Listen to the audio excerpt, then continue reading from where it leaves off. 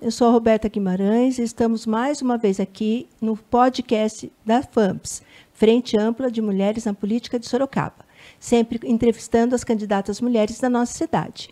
E hoje estamos aqui com a nossa querida Manu Barros. Eu vou pedir para a Manu se apresentar. Manu é uma querida nossa e, assim, é sempre muito bom a gente conversar com pessoas superativistas como ela, que estão aí no movimento em defesa das mulheres. E nós vemos aí nos últimos tempos como o feminicídio vem crescendo e a violência contra a mulher vem uma demanda cada vez maior, tanto na capital como no interior. Inclusive, nesse final de semana, nós tivemos mais 2 episódios. E isso é um assunto que a gente coloca sempre aqui no nosso podcast. E o FAMPS foi criado especificamente para isso. Ano passado, uma frente ampla foi criada a partir de uma indignação de várias mulheres aqui da cidade de Sorocaba com relação à violência política de gênero ocorrida na Câmara Municipal. Manu, querida, tudo bom com você? Eu queria que você se apresentasse. O seu currículo é super extenso, a gente sabe, mas a gente quer que você se apresente aqui para nós. Tudo bom? Tudo bom, doutora Roberta. Primeiro, quero agradecer. Para mim é muito importante estar aqui participando do podcast da FAMPS, porque a FAMPS eu vi também ela crescer, ser construída. Né? Desde o primeiro momento, nós mulheres nos sentimos indignadas da forma como as 2 únicas mulheres eleitas em Sorocaba estavam sendo tratadas de forma discriminatória, com etarismo, com sexismo, né? E foi muito importante porque ela veio de uma forma muito natural, de mulheres de vários, né, plurais, de vários partidos diferentes, mas com o mesmo ideal, de que acreditar que o lugar da política também é da mulher. Né? Então, foi muito importante. Então, agradeço, a doutora Roberta sempre muito ativa, né? Tá com a gente aí em todos os momentos que a gente precisa, desde quando eu estava no Conselho da Mulher, e sempre que precisava, a doutora Roberta, ela sempre muito prestativa. Então, doutora, obrigada, viu? É uma alegria estar aqui. É um prazer. Viu? Então, né, é muito complicado a gente falar de si, né? Mas eu gosto de dizer que eu sou advogada, né? Eu sou uma advogada formada já há 25 anos, e eu milito muito nas causas de defesa da mulher. Né? Eu tenho um escritório que é voltado para a defesa das mulheres, principalmente a questão da violência contra a mulher, da qual eu comecei a atuar desde o início da Lei Maria da Penha. Né? E antes disso eu já fazia, porque meu escritório ele sempre foi especializado na questão do direito de família, e a gente já via ali, infelizmente sem muita nenhuma legislação que respaldasse, certo, mas a gente já via, né, que a violência contra a mulher acontecia, e principalmente dentro de casa, o que é mais triste. Então, sempre foi voltado para essa área. É uma das primeiras bancas femininas do Brasil, que só trabalham mulheres e pessoas LGBTs, e é um público para a gente muito importante. Né? Então, eu sou advogada, militante dos direitos das mulheres, eu sou mãe, né, da Helena, que tem 25 anos, e da Luísa, que tem 17. E a Helena, para mim, o nascimento da Helena foi muito especial, porque ela nasceu fissurada, com fissura lábio-palatina, né? E isso me fez ir para das causas sociais também, da questão PCD. E eu estou na Fissore, que é a associação que cuida, né, dos fissurados lábio-palatais de Sorocaba e região. Atende hoje mais de 1.500 pacientes. Bastante. E eu estou lá há 25 anos também. Olha. Desde que a Helena nasceu, eu estou lá. Né, eu já assumi vários cargos na Fissore, e atualmente eu estou estava como presidente e agora estou licenciada. Né? Então, dessa minha militância, eu falo que a Fissore é a menina dos meus olhos, porque ela ajudou a reconstruir o sorriso da minha filha. Sim, e a gente que é mãe sabe o quanto é importante o sorriso de um filho, eu sei o quanto é importante o terceiro setor, é importante Sorocaba, e o quanto a gente fica, às vezes, com o pires na mão, pedindo aí recursos para fazer uma política pública que deveria ser feito pelo poder público, e quem faz são as organizações sociais. Né? E eu também, nessa minha história de ser militante, eu acabei indo para uma advocacia que eu chamo de advocacia social, porque o estágio na faculdade, desde quando eu entrei na faculdade, lá na década de 90, meados da década de 90, eu fui trabalhar na antiga Procuradoria-Geral do Estado, que é a Defensoria Pública. E na assistência você fazia tudo, né? Então eu me deparei ali com a questão da violência contra a mulher, mas também da questão da regulação fundiária, que na época a gente também não tinha uma legislação que respaldasse o direito das pessoas e, embora na Constituição de 88 falasse, né, que a propriedade devia ser acompanhada da função social, as pessoas ainda viam as ocupações, né, as chamadas favelas, que hoje a gente determina como comunidades, ainda como uma coisa menor, né, inclusive até com uma questão muito olhada como marginalidade, né? E aí eu fui estudar essa área e gostei muito de trabalhar nessa questão, porque ali você vê que o direito à moradia é um direito social, é um direito à cidadania, né? E em 2002 eu assumi uma comissão, acho que foi antes até, acho que foi 2001, que eu assumi uma comissão na OAB, que logo que eu me formei eu fui trabalhar na OAB também. Eu sempre gostei de estar nessa política sempre de classe, sempre né? atuante, né? E aí o doutor Joel, querido, ele me viu fazendo um discurso da minha colação de grau, e ele falou, olha, quando você se formar, você me procura que eu quero você comigo na OAB. E eu logo passei na OAB, a primeira coisa que eu fiz foi procurar, ele falou, agora eu quero trabalhar. E aí ele me deu uma comissão que eu achei que, assim, a gente formou, essa comissão foi inédita no estado de São Paulo, que chamava OAB Vai aos Bairros. Ah, eu lembro disso. Lembra dessa comissão? E aí eu fui presidir essa comissão, e o que a gente fazia? A gente tinha um grupo de advogados e advogadas, muitos recém-formados e pessoas um pouco mais experientes, né? E, inclusive, tinha pessoas que, inclusive, eram tinha alguém da prefeitura que né? às vezes ia com a gente e tal. E a gente ia nos bairros e oferecia uma orientação jurídica em determinadas áreas. E eu percebia que, quanto mais periférico eram os bairros, tinha muita questão do direito à moradia, a questão da regulação fundiária. E aí eu fui estudar. Aí a primeira pós-graduação que eu fiz, sou pós-graduada em Direito Constitucional, e eu fui fazer esse estudo sobre função social da propriedade, né? Então, isso me levou, essa militância me levou dignidade, né? Para a dignidade das pessoas. E eu trabalhei muito com a questão da regulação fundiária. Da mesma forma, doutora, para falar um pouquinho do meu currículo, né? Eu falo que foi as escolhas profissionais que me levaram à militância. Quando eu estava na faculdade, ainda eu era do centro acadêmico, né, eu participava, e eu comecei a ter o primeiro contato com o movimento feminista através da música. Né? No final da década de 80, começo da década de 90, no colégio, a gente começou a formar as bandas de meninas. E a gente escutava as bandas de mulheres, né, que já tocavam, e era muito libertador você ver mulher fazendo rock. E tinha um movimento chamado Riot Girls, que eram meninas que falavam. E as letras dessas mulheres já falavam das questões das mulheres. Falavam da violência contra a mulher, né, da questão da sexualidade, muito da questão da violência como um todo, inclusive a questão de estupro e tal. E isso fez eu me formar enquanto uma mulher, me colocar nesse papel de defesa das mulheres também, e de me colocar como que papel que eu tenho, que direito que eu tenho numa sociedade que é machista, que é racista, que é sexista, que é desigual, principalmente para as mulheres. É uma sociedade tão, né, desigual mesmo, né, nessa questão de gênero.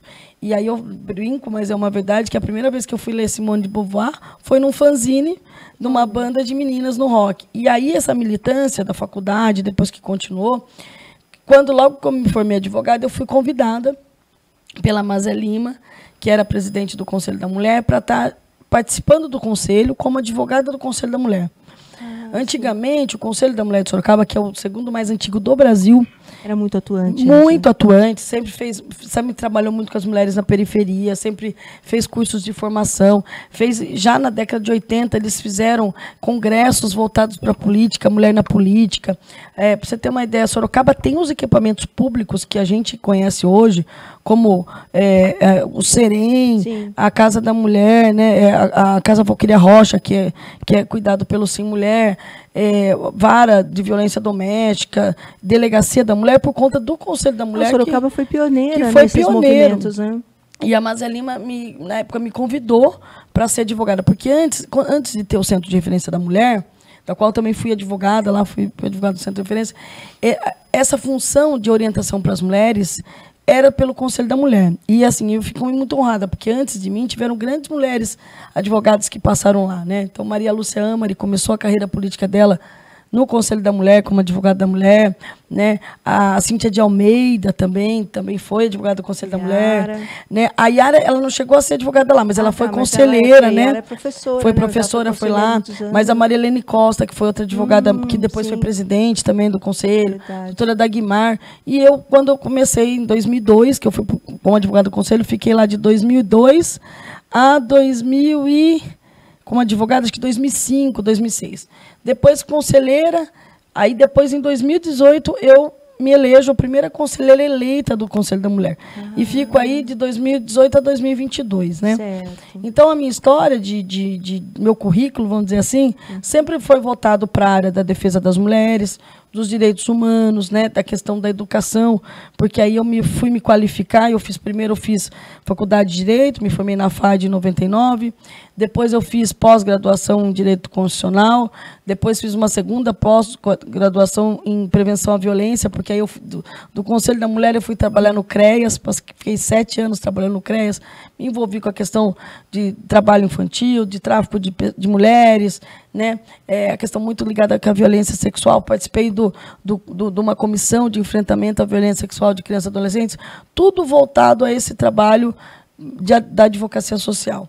E aí, depois dessa segunda pós-graduação, eu voltei a estudar de novo, eu fiz mestrado em educação na UFSCar, lá também na questão dos movimentos populares, no grupo da Viviane Mendonça, né, que a gente chama de Sexpol, que é a sexualidade política. E, mais recentemente, fiz a última pós-graduação que eu fiz, que foi em Direito Discriminatório e Diversidades. Porque eu acabo trabalhando muito nessa questão, né, dos grupos minorizados. São população negra, LGBTs, idosos, crianças, né? Que a gente chama principalmente de população mulheres, invisível, né? Que é a população invisível. E que são direitos que eu acho que a gente avançou muito nas últimas décadas de eles estarem já ditados numa legislação, né, tanto na nossa Constituição e principalmente na legislação esparsa, como Estatuto da Cidade, Código do Consumidor, Estatuto da Criança e Adolescente, Lei Maria da Penha. Mas a verdade é que a gente vê na prática, né, doutora, uma falta de efetivação desses direitos. Sim.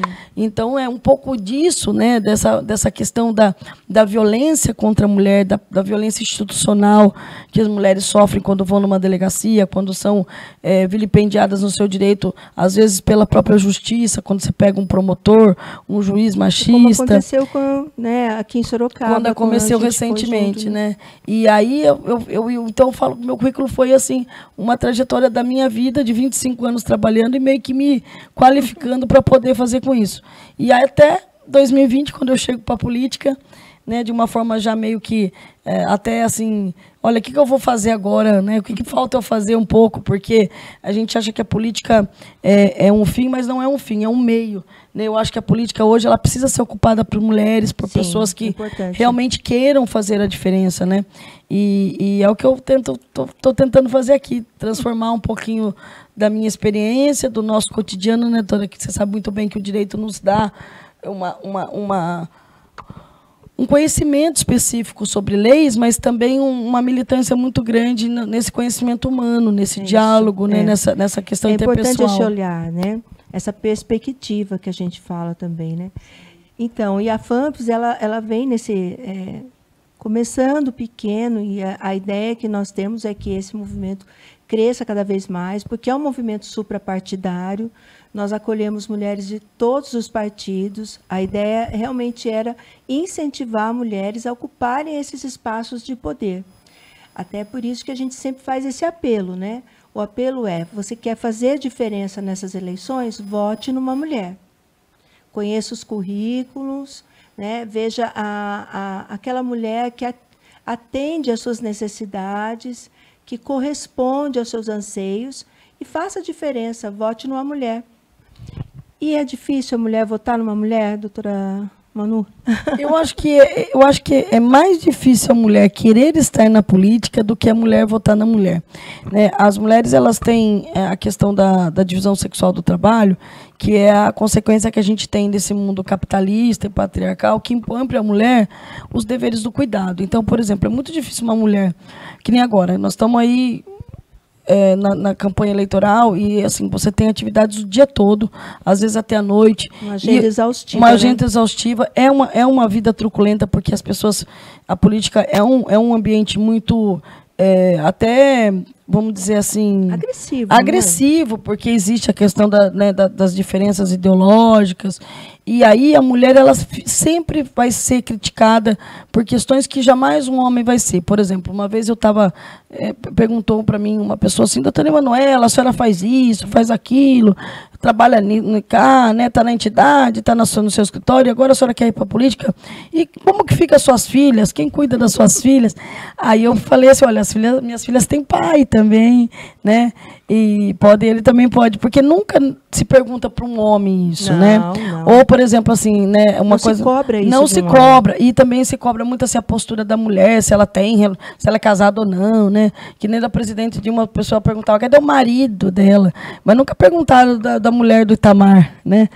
E assim, e a roupa que a gente tá é questionada, se a gente é gorda é questionada, se a gente é magra é questionada, se você é alta, aí se você fala alto, você é histérica, se você fala baixinho, você é medrosa. Então assim, são situações que são relacionadas a essa questão de gênero ou sexismo com que a sociedade nos trata, mas para a mulher é mais difícil ela ter que se desvencilhar dos afazeres domésticos, dos afazeres do trabalho, porque hoje muitas mulheres são arrimo de família, são elas que compõem a maior parte da renda da família, mas tem a questão também do cuidado. Se ela não está cuidando do filho, ela está cuidando do marido. Se ela não está cuidando do marido, às vezes ela está cuidando dos pais ou dos sogros, sogra. O cuidado ele acaba recaindo sobre a mulher. E é difícil a mulher ir. Então, primeiro ponto, né, respondendo já a sua pergunta. Primeiro, é difícil a mulher estar na política.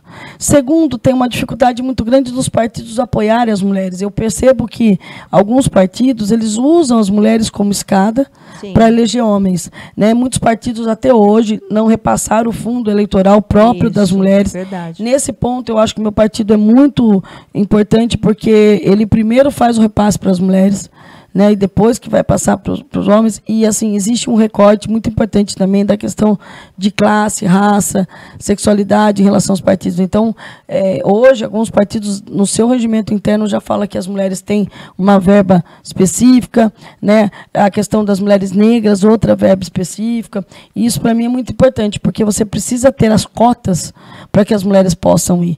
E não ser laranja, como a gente viu. Existe no Brasil um partido que se denominado Partido da Mulher, e não tinha mulheres representantes. Nós comentamos sobre isso no nosso último encontro. Esse partido, o Partido da Mulher Brasileira, se não me engano, ele tem menos mulheres, ele só cumpriu, que a gente fala cota, mas não é a cota, né? Aquela questão de equidade de gêneros, né? 70-30, ou seja, era o único partido que deveria ter 70% de mulheres e 30% de homens. Não, e outra, é chefiado por homens também. Sim. Então fica difícil a mulher ela galgar esses espaços, ela conquistar esses lugares, para que ela tenha vez de falar, para ela ter voz. E o que a gente muito conversou nesses encontros nossos, Manu, vou chamar Manu, que eu todo mundo chama assim. Para que a gente possa ser ouvida, porque muitas vezes a gente consegue um espaço de fala, mas a gente não é ouvida, simplesmente calam as nossas vozes. Sim, tem até pesquisas nesse sentido, né, que as mulheres elas têm mais dificuldade para falar no microfone, que elas têm dificuldade às vezes para se colocar em público, porque a gente a vida inteira escuta desde pequenininha, fica quietinha, senta com a perninha fechada, fica boazinha, né? E os homens são incentivados a serem, né, agressivos, serem falantes, conquistadores, né? Então eu acho que a mulher a pergunta, né, voltando, né, doutora, que você falou, por que a mulher não vota na mulher? A mulher, às vezes, não vota na mulher, às vezes, por falta de opção mesmo, de ter mais mulheres, mas principalmente porque ela entende, e é colocado nela nisso, desde que a gente nasce, que aquele espaço não é da mulher, que o ambiente da mulher é só o espaço doméstico. Aquela história da bela, recatada e do lar, né? Porque a gente não pode ser bela, né, da luta recatada e do bar, da onde a gente quiser, da igreja, da universidade, da dança. Ontem eu fui num evento, né, para falar da importância, né, da mulher e da luta de todos, né? As escolas de danças de Sorocaba, elas fizeram uma atividade da irmã de uma menina que é dançarina, tá. Né, da Alice. Meu marido estava contribuindo também, Alice, né? E eu fiquei tão, assim, embora tenha sido um professor de dança que fez, mas ali a maioria das pessoas que estavam participando no evento eram mulheres, né? Então, a mulher, ela tem essa coisa da solidariedade, dela correr atrás. Por exemplo, quando você vai pedir ajuda para alguém, a primeira pessoa, às vezes, que você pede é para um vizinho, mas é a vizinha que te acolhe, né? E, assim, e na escola, é uma professora que você vai pedir uma ajuda, na igreja, sempre primeiro você vai falar, né? Então, assim, a gente precisa parar com essa coisa que mulher é rival, que mulheres não gostam de mulheres, né? Nós, da FAMPS, eu acho que é muito importante essa frente, porque ali tem mulheres diversas, tem mulheres de todas as né, denominações religiosas, de todas as ideologias políticas, tem mulheres que vieram com várias experiências de vida, de idades diferentes, de outra orientação também diferente, mas que tem o mesmo ideal, que é o fortalecimento das mulheres em torno de um ideal que é muito importante para a gente, que é ocupar um espaço de poder, que é a política. A mulher, ela tem direitos e anseios, né, que são próprios das mulheres. É muito difícil, por exemplo, um homem pensar numa política pública como a creche, como uma questão não só eminentemente da educação, mas um lugar de seguro e um lugar de que a mulher possa deixar o filho para poder ocupar um lugar no trabalho, que é tão importante hoje, né? Os homens não pensam que uma iluminação pública é essencial para uma mulher não sofrer um estupro, né? Um homem não consegue entender por que a mulher tem tanta preocupação em ter uma casa própria, para não ter que ter a questão do território, de ela sabe que é muito difícil para a criança ter que ficar mudando de escola, mudando de posto de saúde, né? Tem pesquisas que falam que as mulheres que conseguem entrar nos programas habitacionais, elas não vendem a casa. E o marido, a primeira coisa que faz quando recebe, às vezes, é trocar. Eu trabalhei 32 anos na prefeitura, né? Então, essa questão da regularização fundiária, eu acompanhei, não ativamente, porque eu estava numa outra área, né? Eu trabalhava com direito tributário, mas eu acompanhava, até por conta dos processos. E as regularizações, elas são feitas, né, no nome das mulheres, até porque os homens muitas vezes trocavam no bar.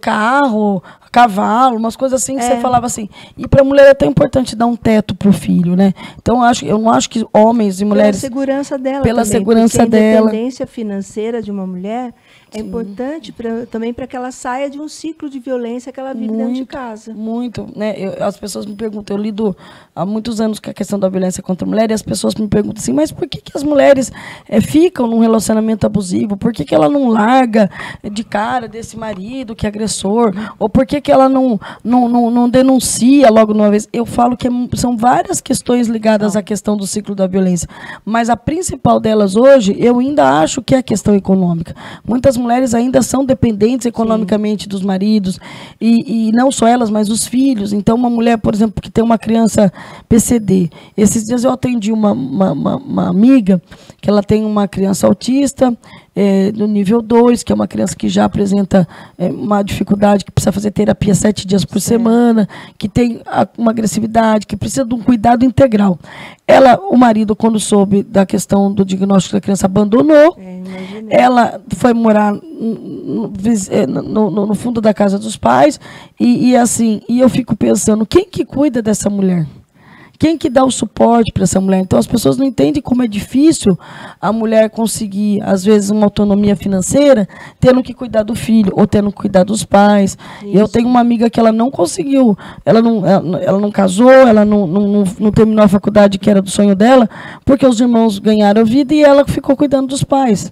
Então, assim, que a sociedade impunha, que era o que a sociedade impunha. Então, assim, é muito importante a gente olhar para essa mulher, não como mulher de malandro, como a gente escuta por aí, ou que se fosse tão ruim ela largava, porque você pensa que aquele agressor é o pai dos filhos dela. Imagina a dificuldade que ele tem de você colocar o pai dos seus filhos na cadeia. Ou é o provedor, ou é o cara que, queira ou não, tirou ela, às vezes, de uma situação que na casa dela era pior que ela está ali. Então, assim, a gente tem que ter compaixão e tem que ter empatia para a mulher que está numa situação de violência. Não julgar, como eu vejo por aí. E é uma questão, né, a violência doméstica, é uma questão que independe de classe e de graduação. Né? Não tem. Acontece em todas as classes, com todos os níveis de escolaridade, porque existe realmente essa imposição, né, para a mulher de que ela pode mudar a pessoa, que ela tem que, assim, a gente fala, né, eu sou da Igreja Metodista, né, mas eu faço parte de um grupo que é muito ativo nas redes sociais, que chama Mulheres pela Igualdade de Gênero.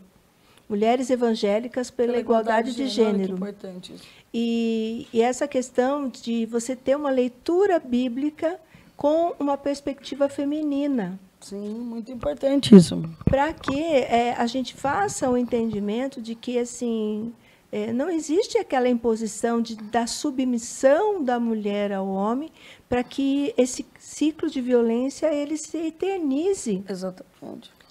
Então, a ideia realmente é que a gente possa libertar a mulher desse ciclo que nunca começa com um tapa, né? Não, nunca. Doutora? Ele sempre começa muito sutil, né? Eu sempre falo, né, das violências reais e simbólicas, né? A gente vê o tapa, ele deixa a marca, ele é visível, o tiro, a facada, né? Agora, você imagina uma mulher que sofre violência psicológica todo dia quando o marido fala que ela é gorda, que ela é feia, que ela é imprestável, né? Que ela não presta para nada, que ela desqualifica essa mulher de tudo e essa mulher vai aguentando aquilo, né? Ou as limitações, ele não deixa ela trabalhar, ela não deixa ela ir na igreja, ela não deixa ela visitar a família, né? Eu tive um caso que o cara não permitia que ela usasse contraceptivo, porque ele achava que isso é violência sexual. E ela tinha 25 anos e tinha 7 filhos. E não tinha. E os filhos passavam fome, porque não tinha como, né, uma família uma vulnerabilidade social muito grande. Então, uma ignorância, né, ligada a essa questão religiosa, que eu sou cristã, e eu entendo que em nenhum momento se colocou que alguém deve subjugar o outro. Pelo contrário, em vários momentos da própria Bíblia, fala da libertação dos escravos, né? Sim. Se Jesus não permitiu escravizar o outro homem, por que o marido pode escravizar uma mulher, né? Então, assim, um tipo de pensamento que não mais é possível a gente se permitir no século XXI, onde homens e mulheres caminham lado a lado, né? Onde mulheres constroem, tão importante quanto os homens, a economia de um povo, né? Onde mulheres hoje enfrentam e dominam, às vezes com uma inteligência muito, às vezes até superior à questão da ciência. Nós tivemos aqui, recentemente no Brasil, a história de uma moça negra, estudiosa, cientista, que descobriu lá, né, ela conseguiu mapear o DNA do vírus do Covid em 48 horas. E graças a isso que as vacinas puderam ser, né, chegar com mais tempo, evitar quantas mortes, né? Então não se fala dessa mulher. E isso vem também, doutora, de um apagamento histórico, né? Por exemplo, Sorocaba é uma cidade que tem mulheres maravilhosas. A gente recentemente tem um livro, né, do historiador do Carlos Cavaleiro, que ele traz luz para essas mulheres, né, que fizeram história, né, como tantas que, né, posso citar aqui Zila Gonzaga na área, né, de comunicação, né, que era uma mulher preta que fez tanto, né, sucesso, né? Tem a Salvadora Lopes, que foi a primeira vereadora eleita de Sorocaba e não tomou posse porque era comunista, né? A gente tem mulheres aqui em Sorocaba que ganharam o mundo, que fizeram história, artistas, né, que tem uma militância muito grande, como Eliana Jardine, né? Sim. E médicas e professoras, né? E gente tão bacana. E você não fala delas, você não tem uma rua com o nome de uma doutora. Aqui, por exemplo, a gente teve a primeira promotora, né, do Estado de São Paulo, né? A Sucupira, como é que era o nome dela? Doutora... O nome, a gente não sabe nem o nome, né? E teve também, a gente tem... Eu lembro do sobrenome dela. Tem promotoras que ela foi promotora, mas tem juízas do Tribunal de Alçada que fizeram história. A gente não lembra, a gente lembra dos homens. E, assim, escritoras, né, poetisas, pessoas que fazem a diferença, advogadas maravilhosas que fizeram tanta coisa importante. Sorocaba teve a primeira presidenta mulher de uma subsecção, que foi a doutora Heloísa Dini. Sim, né? Isso há quantos anos atrás? Quantos anos atrás? E aí, se a gente for ver na política, Sorocaba tem quase 400 anos já, né? 370 nós fizemos. Isso é. 370 anos, e nós tivemos ao longo de toda a história, eu acho que talvez uma, duas prefeitas, acho que só a Jaqueline que foi. A Jaqueline foi a única prefeita, né, que tomou posse mesmo, porque a Diva Prestes acho que assumiu só, mas não, quando... a Diva Prestes acho que assumiu um dia ou dois, né? Então, assim, que é outro nome maravilhoso que as pessoas precisam conhecer a história da Diva Prestes, né? E na Câmara Municipal só 9 mulheres. Muito pouco. Muito pouco. Até um livro que eu queria indicar aqui para as mulheres, para as pessoas lerem, é um livro que chama Eleitas, que conta a história, né, dessa... Eu tive até a oportunidade de fazer o prefácio desse livro e conta a história de todas as mulheres que já tiveram algum cargo eletivo em Sorocaba. E eu fico muito pensando, por que só 9 mulheres? Muito pouco. Né? É muito pouco. Então, assim, uma cidade que é representativa para o Brasil, nós somos, assim, da região sudoeste do estado de São Paulo, a cidade mais importante, né? Uma das maiores economias, o PIB de Sorocaba, ele ultrapassa estados. Sim, né? sim. E a gente não tem. Por quê? Porque nós, infelizmente, moramos numa cidade que ainda é dominada pelos homens, e homens que não gostam de dar voz para as mulheres. Isso é pior ainda. É verdade.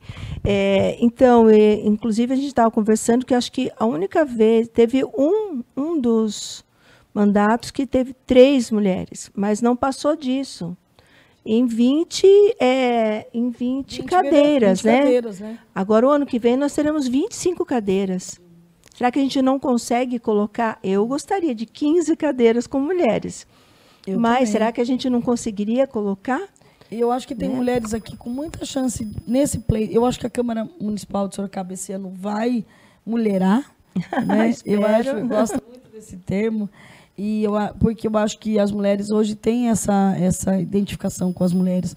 Nós somos uma segunda ou terceira geração de mulheres, né, doutora? Que as nossas mães já tinham a concepção de que mulheres, porque as mulheres que começaram a exercer atividade, né, laboral, e aqui em Sorocaba a gente tem que lembrar que Sorocaba é uma cidade fabril.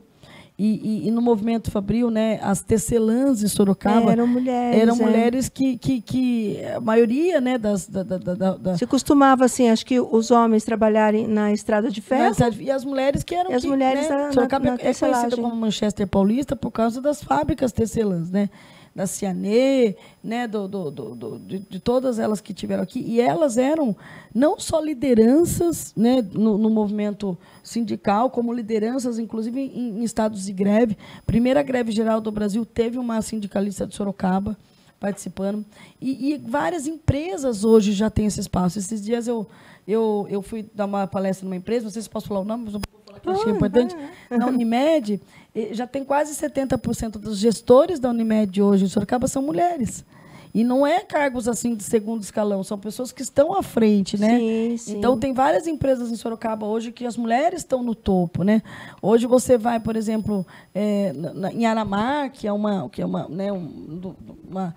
a gente na Forças Armadas, que antes era só masculina, hoje você tem lá comandantes mulheres, pessoas que são extremamente e a partir do ano que vem, né, com um decreto, né, do presidencial, vai se abrir o serviço voluntário, serviço militar voluntário para mulheres. Isso é muito bacana, porque eu acho que é importante. Tem muitas mulheres que hoje exercem funções de segurança. E porque no Exército, o que acontece no Exército, você tem os graus, né, até chegar a marechal, general, né?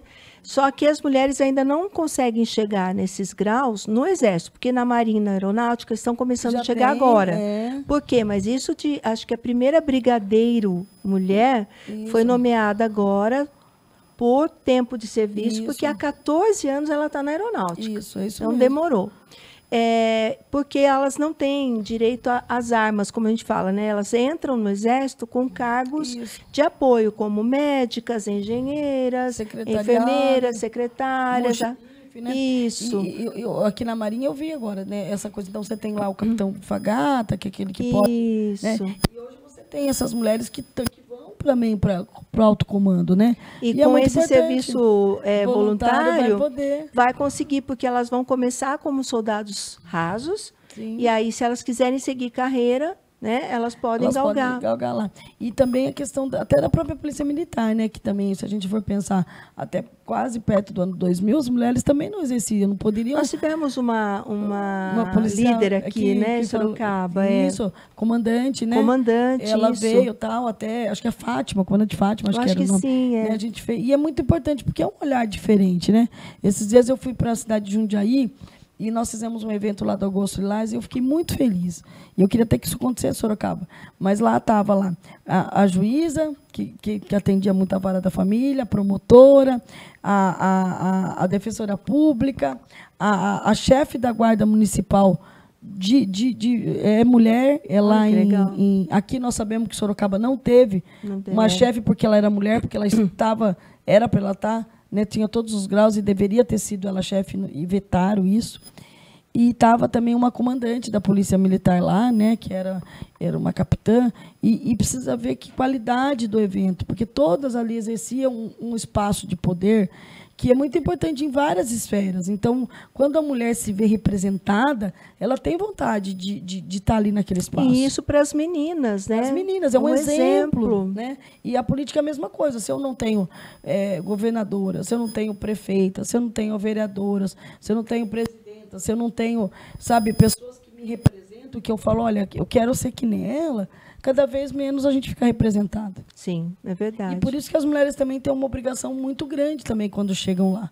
Porque elas são cobradas muito mais. Né? Não, e quem chegar lá, eu sempre falo isso aqui, né, no nosso podcast. A mulher que chega lá, ela não chega sozinha, ela chega com todas as mulheres que a apoiaram. É diferente de um homem, que um homem ele acaba chegando lá e chegou, porque é uma coisa natural. Por mais que a gente não goste de falar que é natural, mas é o que a sociedade já está acostumada.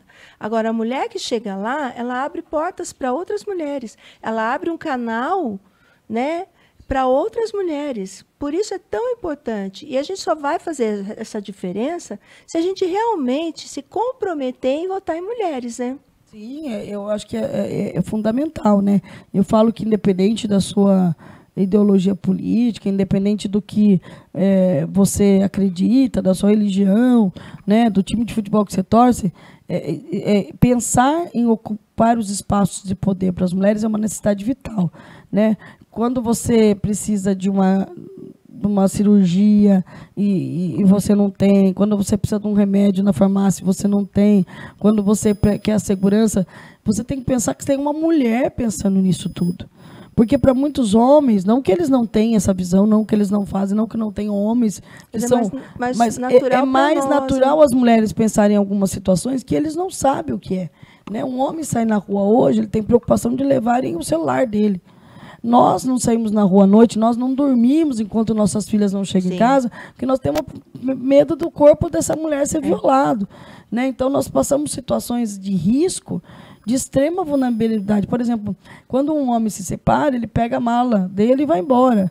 A mulher, geralmente, que fica o ônus de cuidar dos filhos. Tudo, né? Muitas vezes tem que mudar toda a rotina, né, dela. Então, assim, a gente precisa ter mulheres que entendam essas questões.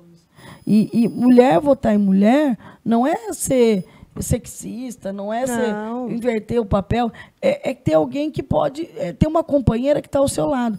Eu gosto muito de uma deputada que é muito amiga minha, que é a Juliana Cardoso, que está fazendo a primeira mulher indígena que chegou a ser deputada federal. Eu gosto muito dela. E o slogan da campanha dela era muito bonito, em 2018, que era assim, uma de nós em Brasília. Isso, porque exatamente. É tão difícil você ter, né? Então eu falo que você tendo uma mulher na Câmara, é uma de nós lá na Câmara. Uma de nós na Câmara. Mais uma de nós. Mais uma de nós. Por isso que na nossa campanha, o nosso slogan é por mais mulheres na política. Né? A gente sai com essas camisetas. E é muito importante. E eu vejo também estou sendo muito acolhida pelos homens. Eu acho que bom, isso é importante. A perceber da importância das mulheres. Porque todo homem que teve uma mãe que cuidou, que incentivou, hoje você em solos, né? Eu vi uma reportagem que na última Copa do Mundo, dos 21 jogadores do Brasil, parece que só tinha 7 que tinha sido criado pelos pais e pela mãe. O resto, todos tinham mães solos. Porque existe um número bem alto de mulheres de mães solo na periferia. Né? E esses meninos, né, sabem a importância de uma mãe. Eu acho que a mãe, ela tem um... Eu falo assim, as pessoas... Eu até brinco, né? Que assim... mexe com uma mulher, né? Eu falo, não, mexe com uma mãe para você ver. Né? As mães, ela tem essa coisa né, de ser leoa, de ser Sim. coruja, de ser águia, e, acima de tudo, de ser a pessoa que quer o bem, né, do filho. E eu acho que a gente precisa colocar muitas mulheres na Câmara, e mulheres mães para ter essa visão também, e mulheres que realmente estejam comprometidas com a causa da mulher. Exato. Eu não quero que esteja uma mulher lá que vai reproduzir o machismo, que vai reproduzir o patriarcado, que vai reproduzir condutas que a gente hoje não aceita mais. Né? Mulher falando que quer ficar em casa, que não quer trabalhar mesmo. Mulher tem que abaixar a cabeça para o homem. Esse tipo de pessoa fica em casa. Não precisa estar lá, não. Porque ela vai reproduzir Exato. As violências que nós estamos passando. E esse tipo de mulher, a gente também precisa acolher. Porque muitas vezes ela está reproduzindo... Ela reproduz o que ela sofreu a vida inteira. O que ela sofreu, o que foi ensinado para ela. Sim, sim. Né? Eu tive uma mãe, uma avó, né? Eu fui criada pela minha avó, minha mãe trabalhava, né? Mas essa minha avó, que morreu com 92 anos em 2009, então ela era de 1917. Ela falava que ela tinha o sonho de trabalhar, mas como a mãe dela falou que ela tinha que sair de casa para casar, então ela transferiu esse sonho para os filhos.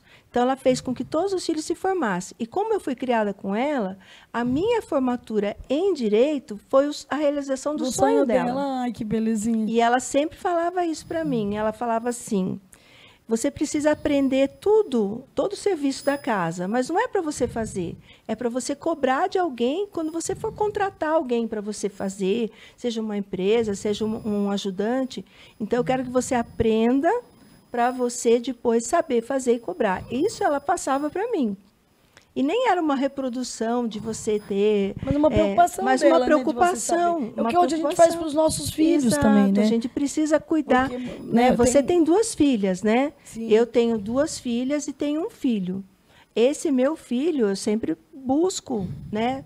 Assim, trabalhar nele essa questão dele ser justo quando ele estiver vendo, assim, por exemplo, principalmente quando estiver vendo uma violência contra uma mulher, contra uma menina, alguém xingando uma menina. Eu falei, você tem que se posicionar, porque a partir do momento que você não se posiciona, você está do lado de quem está agredindo. E principalmente com a questão das piadas, né, dessa questão jocosa, das cantadas de mau gosto, né, a violência, que nem você falou assim, não começa pelo tapa. Eu falo muito para os meninos, eu falo que o homem, quando ele corrige a postura de um outro homem, ele é ouvido. É muito difícil eu chegar para um cara numa roda de homem e falar, viu, você está falando uma besteira, não trata assim sua funcionária, ou não é assim que você fala com a sua filha. Agora, de um amigo dele falando, ele vai prestar uma atenção. Pai. Então, a luta contra a violência, contra o machismo, né, contra esse tipo de violência de gênero, ela não vai ser vencida por nós, mulheres. Ela tem que ser acolhida pelos homens. Nós precisamos, e não vão ter leis, viu, doutora? As pessoas falam, mas por que mesmo com a Lei Maria da Penha, tem tantos casos de feminicídio? Porque a gente mudou a lei... Tem gente que diz que aumentou depois da Lei Maria da Penha. Não, eu acho que a questão é que hoje as pessoas têm mais coragem de denunciar e vira assunto. Mas a violência, infelizmente, ela sempre foi assim, e hoje a gente tem mais visibilidade. Mas se a gente não falar da violência e se a gente não entender que isso é um mal que atinge a todos, homens, mulheres e principalmente os filhos dessa relação violenta, a gente nunca vai mudar a percepção, porque ainda existe no Brasil essa cultura da violência. Sim. Onde pais e mães ensinam os filhos a serem violentos, as mulheres a serem submissas, e essa cultura do estupro, que fala nas nossas músicas, nas nossas representações artísticas, a coisa de que é bonito tratar mal a mulher, que a mulher é um objeto. Né? E se você colocar isso relacionado à questão racial, à questão social, é pior ainda, porque a mulher preta, né, é aquela coisa da carne mais barata do mercado, aquela coisa da mulher preta, dela... não ter acesso aos bens, né? E você vê o quanto nós estamos reproduzindo. Não só homens, mas mulheres também reproduzindo a violência. Eu tive uma amiga que recentemente saiu de um trabalho porque ela falou que ela tinha uma chefe que era uma carrasca, que ela reproduzia questões de machismo pior do que o próprio ex-chefe. Eu já tive, assim, até casos desse jeito na minha vida profissional. E como que eu vejo hoje, né, depois que a gente amadurece, a gente passa por tanta coisa, eu vejo isso como uma forma de defesa daquela mulher. Parece que é para ela atingir aquele grau, para ela ser ouvida, ela precisa se igualar ao homem. E o que é errado, por exemplo, que nem no meu caso, eu fui a primeira secretária jurídica de Sorocaba, mulher.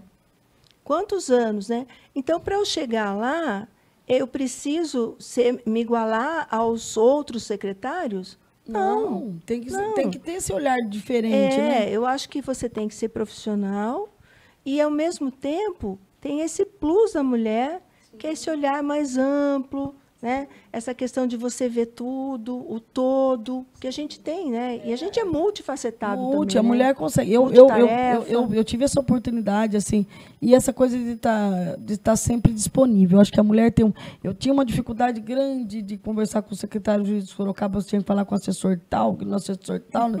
Primeira vez que eu fui em Sorocaba, quando a doutora assumiu lá, a primeira vez que eu fui lá, era uma questão da fissura, cheguei lá, bati na porta, ela estava ocupada, eu falei, espera um pouquinho que eu já te atendo. Então, assim, eu acho que a mulher ela tem essa capacidade de ser menos burocrática, de ser menos formal, de não querer tanto essa questão do ego. Eu acho que os homens ainda estão nessa coisa muito da vaidade, de competição. Eu acho que as mulheres elas sabem o quanto é difícil galgar um espaço. Sim. Né? Algumas reproduzem, infelizmente, como tem...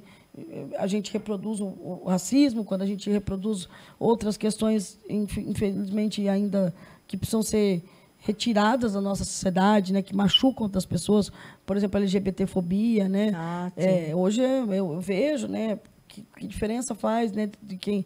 o Estado não devia se preocupar com quem está beijando quem, deveria estar se preocupando quem está matando quem. Exatamente. Né? Isso é muito quem tem casa ou quem não tem. Quem casa e quem não tem, né? São outras questões mais importantes e muitas vezes você fica um foco. Esses dias eu vi um debate, não foi aqui de Sorocaba, entre a prefeita de São Paulo, e se discutiu ali questões morais, questões religiosas, questões de... Mas sabe que eu acho assim e nada de política pública, né? O mundo, a polarização do mundo está sendo muito danosa.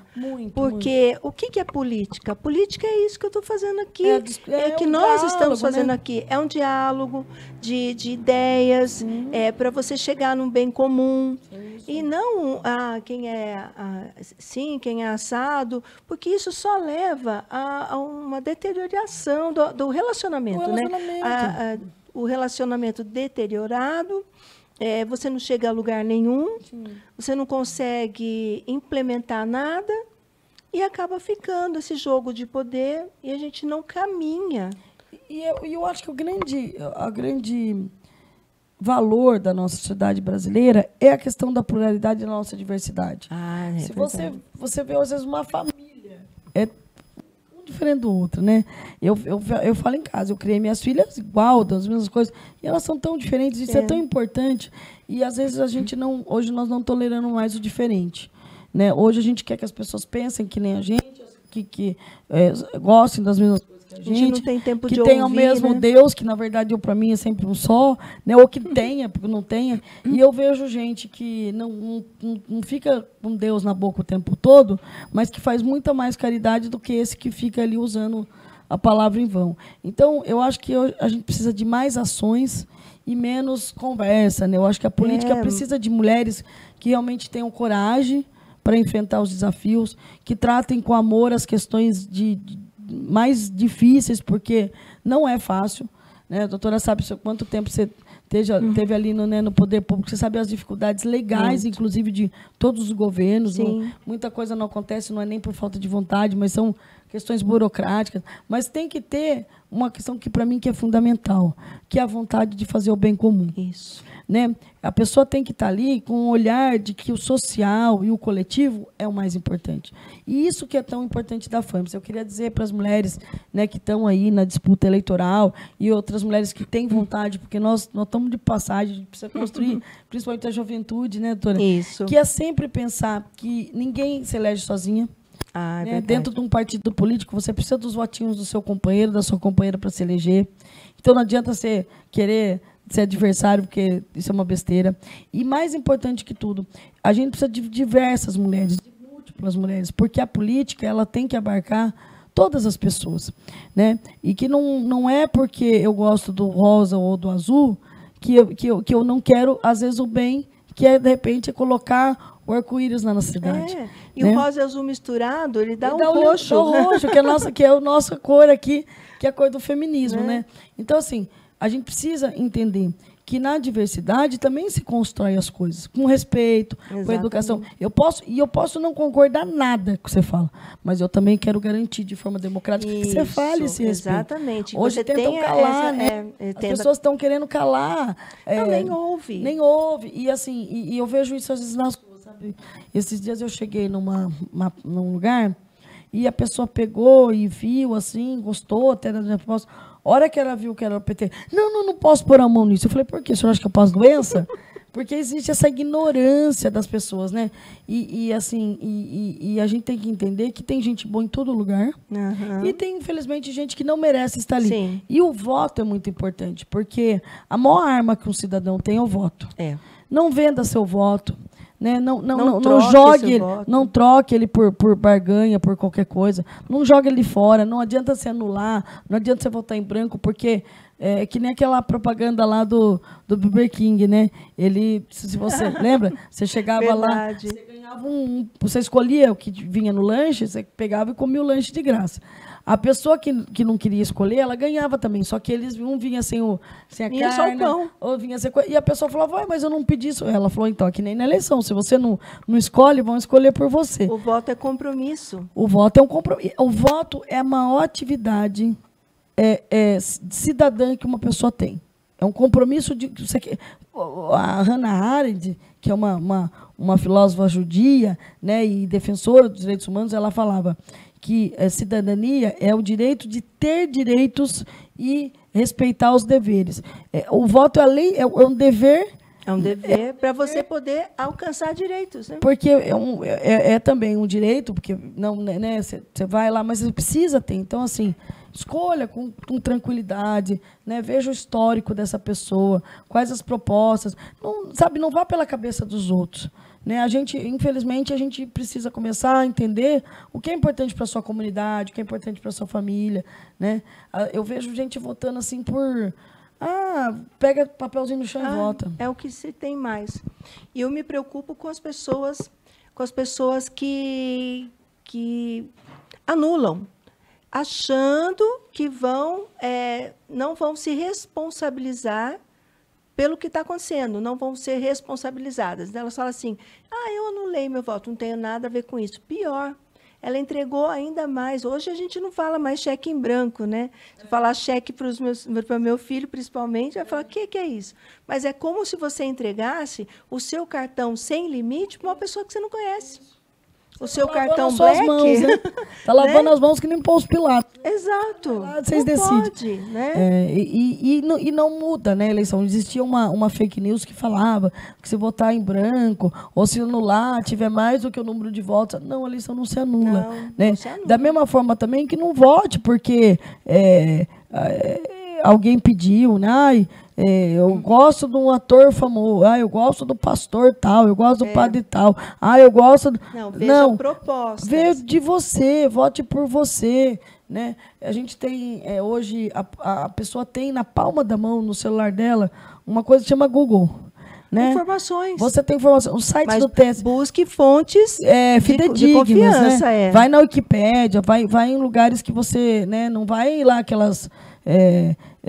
fake news, né, que aí você só desinforma. Hoje em dia, você tem a possibilidade de ter o mundo às suas mãos. E as pessoas, às vezes, estão colocando a cabeça dentro do buraco do tatu, né? Deixando ser levada por questões que muitas vezes são mentirosas. Hoje mesmo, de manhã, uma pessoa veio falar para mim assim, aquela história do Pix de novo. De novo vai mudar o Pix. Eu falei, gente, mas se tivesse já mudado isso aí, já tá... né? Então, assim, são histórias que... Na época que eu era adolescente, eu lembro que tinha uma fake news que falava que que foi estouro do HIV, não sei se você lembra, que o povo não podia comer ketchup, porque tinha vírus do HIV no ketchup. E as pessoas acreditam nessas coisas, né? Então, mamadeira de piroca. Você acha que alguém vai... Sabe, umas coisas assim que são tão ridículas, né? Esses dias eu ouvi uma coisa lá, né, do candidato lá de São Paulo, lá, que é coach lá, falando que o primeiro ato do outro candidato era tomar a casa de todo mundo. Sabe? É umas coisas assim que as pessoas precisam parar de acreditar nessas mentiras. O bom conhecimento, o discernimento, para você ter sabedoria para saber escolher. Mas a gente só tem esse discernimento se a gente estiver aberto ao conhecimento bom. E conhecimento é poder. Quando a gente tem ciência das coisas, né? Quando a gente tem a possibilidade de, inclusive, discutir com o seu candidato. Esses dias eu vi uma entrevista, né, de uma pessoa que eu achei muito legal. Ele perguntou uma coisa que o candidato ficou assim, totalmente disparatado, assim, né? Ele era uma mentira, ele estava falando uma mentira. E a pessoa falou, mas o senhor não falou que ia fazer isso? Cadê o meu? Né? Então, assim, questione, vê se está tudo bem na sua rua. Eu sei que dá trabalho, às vezes, a gente querer fiscalizar uma situação, mas o primeiro fiscal de uma democracia é você. Então, por exemplo, veja se na tua rua tem iluminação pública, se a escola dos teus filhos está tendo, né, uma merenda escolar saudável, sim. Né? Se, por exemplo, se você vai em um órgão público e você é atendido a contento, se você vai num posto de saúde e não fica esperando anos para fazer uma cirurgia que devia ser feita em meses, eu acho que tudo isso é importante. E mais importante que tudo isso, não é TikTok, não é rede social, não é coisinha engraçada que vai resolver política pública no teu município. Né? Eu acho que política é coisa séria. Né? Não dá para você brincar com coisa séria. Doutora, está muito bom o nosso papo. Eu vou oferecer um chá. A doutora está precisando acalmar a alma por causa da correria da campanha. Que delícia. Né? E a gente sempre tem aqui a parceria da Yamani, que traz esses chás para nós, feito por mulheres, para mulheres e também para quem gosta de um chá. E eu gostaria muito de agradecer. Eu que agradeço, doutora. Eu queria agradecer aqui esse chazinho, até dizer que esse chá, eu também já tinha sido indicado pela minha nutricionista, que é a Clara, que é, por acaso, filha da doutora Roberta. Clara tem me ajudado muito, porque eu sou uma mulher grande, em todos os sentidos, e eu tenho sentido muita dor, né, na perna, muita coisa, e ela tem me ensinado a reeducar minha alimentação. Porque se tem uma coisa também que a gente precisa entender, que a mulher ela tem fases na vida. Sim, sim. E eu estou começando a entrar no climatério, estou quase chegando na minha menopausa, e a gente muda. E a gente precisa comer melhor. A gente precisa se alimentar melhor, a gente precisa, inclusive, ter essas coisas mais naturais. Né? Então, quem puder, né, um chazinho é sempre bom. Muito obrigada. Eu vou falar para a Manu dar para o público, né? As nossas redes sociais. Isso, as redes sociais, o seu número, o seu partido. E assim, você quer fazer a diferença nessas eleições? Vote numa mulher. Comece por você, com o seu compromisso, mulher. Estou chamando você para essa mudança. Bom, eu sou a Manu Barros, né, sou advogada, militante das causas das mulheres, defensora dos direitos PCD, acredito na moradia digna e também quero trabalhar muito na questão da cultura, porque eu acho que você investir em cultura é muito importante para todo o desenvolvimento social, principalmente saúde mental. Né? Quem quiser me conhecer mais, pode procurar as minhas redes, pode entrar no meu site, que é www.emanuelabarros.com.br. Estou no Instagram, estou no Facebook, né? Então, quem quiser pode ir lá estar falando com a gente. E o seu número? E o meu número é 13 do meu partido, que é o Partido dos Trabalhadores e das Trabalhadoras, e o 180, que é o Disque Mulher. Que olha só. Né, quando você precisa de ajuda, você disca 180. Eu quero ser o 180 da Câmara. Então, 13 180. Manu Barros, por Sorocaba, com amor e coragem. Muito obrigada. Muito obrigada, Manu. Muito obrigada a todos e até a próxima.